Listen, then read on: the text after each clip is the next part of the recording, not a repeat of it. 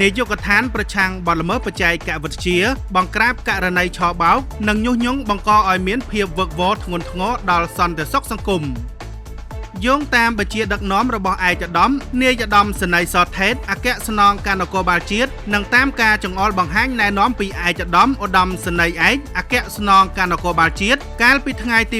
27ខែមិថុនាឆ្នាំ2025នាយកដ្ឋានប្រឆាំងបទល្មើសបច្ចេកវិទ្យាបានបើកការស្រាវជ្រាវករណីផ្សព្វផ្សាយឆបោកប្រាក់ក្រោមរូបភាពរៃអង្គាសប្រាក់ក្នុងនាមកងកម្លាំងជួរមុខនៅព្រំដែននិងបង្ហោះផ្សព្វផ្សាយព័ត៌មានមិនពិតពីចំនួនព្រំដែនកម្ពុជាថៃបង្កឲ្យមានភាពវឹកវរដល់សន្តិសុខសង្គម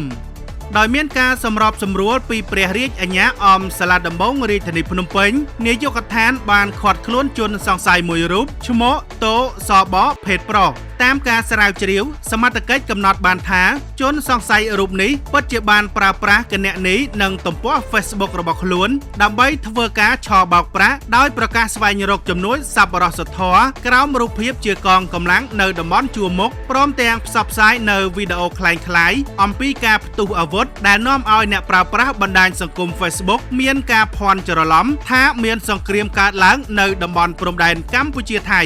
បច្ចុប្បន្នជនសង្ស័យខាងលើត្រូវបាននាយកដ្ឋានកសាងសំណុំរឿងបញ្ជូនទៅអัยការអមសាលាដំបងរាជធានីភ្នំពេញដើម្បីបន្តនីតិវិធីតាមផ្លូវច្បាប់នាយកដ្ឋានសូមក្រើនរំលឹកដល់សាធារណជនរាល់ការបង្ហោះខ្លឹមសាររូបភាពឬវីដេអូអ្វីមួយសូមបញ្ជាក់ឲ្យច្បាស់ពីប្រភពនិងកន្លែងកើតហេតុជៀសវាងធ្វើឲ្យមានការភ័ន្តច្រឡំពីសាធារណជនបន្ថែមពីនោះក៏សូមពិនិត្យនិងពិចារណាឲ្យបានច្បាស់លាស់នៅគោលបំណងក្នុងការបង្ហោះខ្លឹមសាររូបភាពឬវីដេអូណាមួយដែលធ្វើឲ្យសាធារណជនភ្ញាក់ផ្អើលក្នុងន័យទាញយកការចាប់អារម្មណ៍ឬប្រជាប្រិយភាពឬកេងចំណេញផលប្រយោជន៍មកបុគ្គលដែលរាល់ការបង្ហោះផ្សព្វផ្សាយនៅព័ត៌មានคล้ายៗព័ត៌មានបំពុលសង្គមធ្វើឲ្យមានផលប៉ះពាល់ដល់សន្តិសុខសណ្ដាប់ធ្នាប់សង្គមគឺជាអំពើខុសច្បាប់និងត្រូវទទួលខុសត្រូវចំពោះមុខច្បាប់ជាធរមាន